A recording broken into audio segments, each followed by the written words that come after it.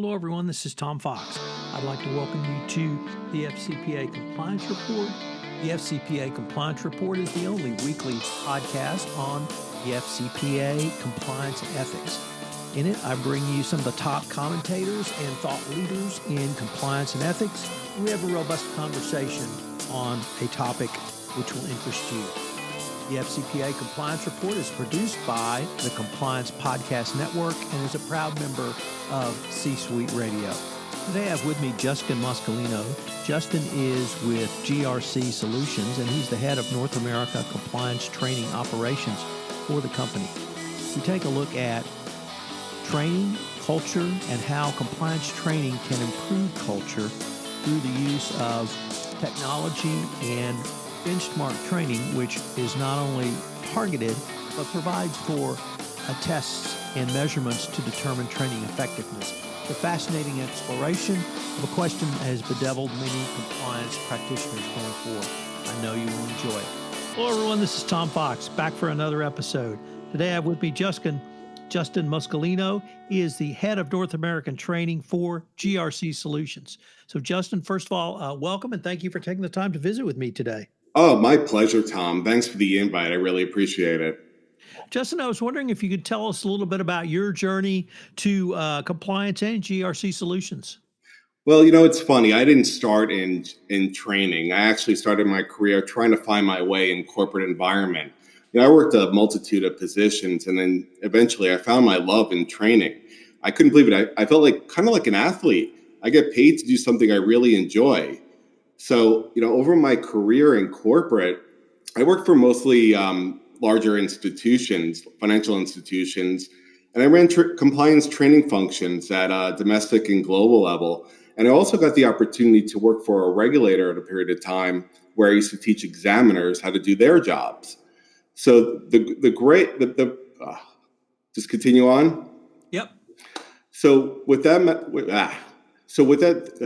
start again. So with the experience in corporate and also working for a regulator, it really brought me to my current position, as you mentioned, Tom, heading North American compliance training. And I'm able to leverage that experience and knowledge into what I do today. So essentially, we are a full service compliance training firm, and we have experience dealing with all the regulators in North America, really because of our corporate experience and also our regulatory experience. The beauty of it is that due to our experience in financial services, we can handle any subject matter relevant to banks, broker-dealers, insurance companies, and mortgage companies. When we work with clients, or we call them partners, what we do is we perform a real solid amount of due diligence to get to know them really well. And after we do that, we provide recommendations or options for them to choose from. With our recommendations, and they get to pick from a handful of options, which, could be in the form of eLearning, classroom training, or even a customized program, if that makes sense for their situation. Lastly, compliance training doesn't have to be boring. I try to make it as interesting as possible. The training that we do, yes, we teach about the rules and regs and all that fun stuff, but we also incorporate soft skills into our training. And that's what makes it interesting and engaging with our audience. Now, something we also do, and we are, quite efficient with this, is learning about our target audience. We want to make sure that we know them extremely well, their roles, their responsibilities, what generation they're a part of, so we could put together a personality profile, so to speak, and create a method of conveying the information that has a high degree of retention among staff. And if you think about it, theoretically, higher the retention, less risk in the workplace. The Department of Justice in April of 2019 released the Evaluation of Corporate Compliance Programs 2019 guidance. And one of the key changes from the prior guidance, which had been released in February 2017, was the emphasis on culture. I was wondering if you could tell us a little bit what your view as to why organizations struggle so much with culture, and more importantly, how compliance training can really advance the ball on culture, and now in a way that the Department of Justice can evaluate? It's a really interesting question, Tom. I think there are many reasons, but a few that I could pinpoint based on my experience in corporate. Some organizations are just unaware or don't realize it's an issue. Um, or if it is an issue and they are aware of it, they don't want to handle it until something negative occurs, and they're essentially reactive instead of being proactive and getting in front of it. Or I've been in situations where, they don't feel like it's a priority right now. So why spend the extra time, the resources to fix it? Or, it could be another situation where they know it's a problem and they don't know how to handle it. I was at an organization a couple of years back. Well, there was a problem with the compliance culture. Everybody was aware of it. So we essentially hired an external vendor to take care of the situation. You know, Vendors are great to bring in, but if they don't understand the operation, they don't understand the staff, the culture, it's hard to prescribe the right medicine for a cure. So, what are some of the things you have seen companies get wrong when it comes to training? It's the common things. Tick the box. I've heard that throughout my career. And when people think of compliance training, they do think of tick the box. Satisfy the rule or regulation, get out of the way, and move on to something we could do is more productive. See, I don't take that approach. That's one of my biggest pet peeves, tick the box. I think compliance training could be a great thing for an organization because, if you want to reduce the amount of risk in the workplace and you don't want to waste people's time, put together a program that makes sense. It's great to tick the box and get rid of that requirement, but what are you doing about your staff? Like, are you educating your staff so they can perform better in their day-to-day responsibilities? Are they aware of the regulatory occurrence? Are they aware of the regulatory actions that could occur if something goes wrong? And the other thing is, I think organizations worry too much what regulators think and only want to make them happy. I'm not saying that you don't want to make the regulators happy. Of course you do. But if you identify the risks in your organization and you create an effective training program that helps address those risks, then the regulators are going to be happy. That's what they're looking for.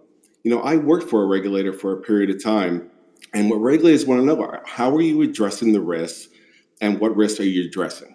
Justin, you all but used the word targeted training there. And I wanted to focus on that for a minute because that's another key phrase from the 2019 guidance that the regulators are looking for now, targeted training. But I also wanted to get your thoughts on why is it important from a business perspective that a company have targeted training as opposed to as bad as tick the box, but really non-targeted training? Well, yeah, we'll get the tick the box out of the equation. If you're not providing staff in the organization the right training for their roles and responsibilities, what are you really doing? You have to understand your target audience. You have to understand how they think, what stresses they face, and how to convey the information that makes sense. If you do generic training for the whole organization, you're really not satisfying any concerns, and you're really not doing your staff any justice. All you're doing is really papering over the risks in your organization and satisfy a requirement, hence tick the box. And what I mentioned earlier about retention, that's something that we really focus on. We want to get to know the target audience extremely well so we can find the right cure for whatever's ailing them. Whether it's e-learning, classroom training, whatever that might be, we want to get that retention rate as high as possible. And the other thing is we don't want to waste people's times. You take them away from their desk for an hour. It better be productive because if not, you're going to have credibility issues with your program. And once credibility issues, get into the equation, people's minds are cut off from learning. They're not going to listen to what you say. And to build up credibility for such a function like compliance training is hard to get up there. And once you do, you got to strive to keep pushing it higher. Just another key concept from the 2019 guidance, in addition to targeted training, was is your training effective? And I would say that's probably the question I get the most from compliance practitioners when I talk to them about training is they struggle with a way to measure effectiveness, to test effectiveness, to not only make those judgments about whether something's effective, but then to be able to show a regulator if one ever came knocking. What's some of your thoughts around the effectiveness of compliance training? I think there's a lot of reasons why you should measure the effectiveness of almost everything you do. You want to find out the return on your investment, how you could do better down the line. Whatever you put forth, whatever solution you think of, is not going to be perfect. But you have to look at that solution and see what you could tinker with to do better in the future. So when I look at measuring the effectiveness of what I do within training, I look at every little aspect. Are people understanding it? Are they applying it? Are they creating less issues in the workplace? So what essentially I do is I look at a couple different items. One, behavior. Look at behavior. Are they doing anything different? Again, are they applying what they have learned? And are you seeing changes in the workplace? Two, it's learning. You can measure the effectiveness by assessments or tests, which are more prevalent on e-learning, but you get a really good gauge how the students or the staff understand the material. And the last one, which is I don't use too much, but it's really the reaction. Those happy smiley sheets for staff to fill out before they leave the room. And, that's more for my benefit to see if the materials are on target. Did they like the instructor, the way they presented? Not so much on what they learned. We're going to find that out in different ways.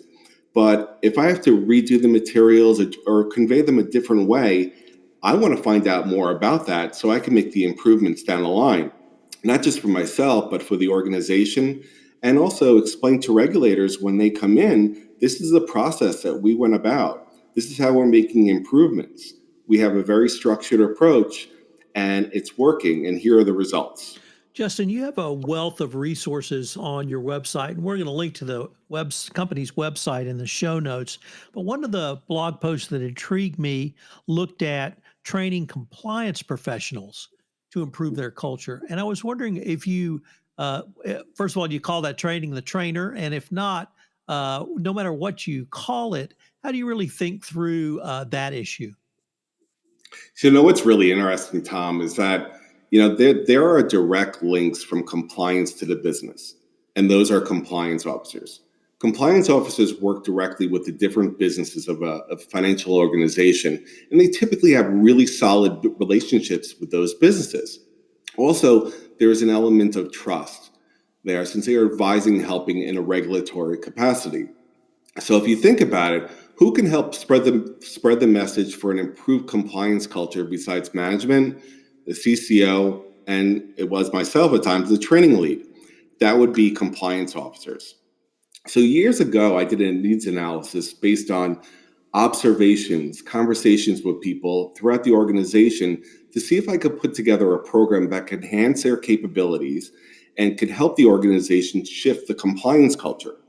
And that's when I came up with a compliance officer training program. And essentially what it is to provide compliance officers with the necessary skill sets to be effective in any type of situation. And, some of the things that we talk about, which is mostly soft skill in nature, is understanding your target audience. Who are you talking to? Is it someone senior or junior? How do you direct your questions or your attention?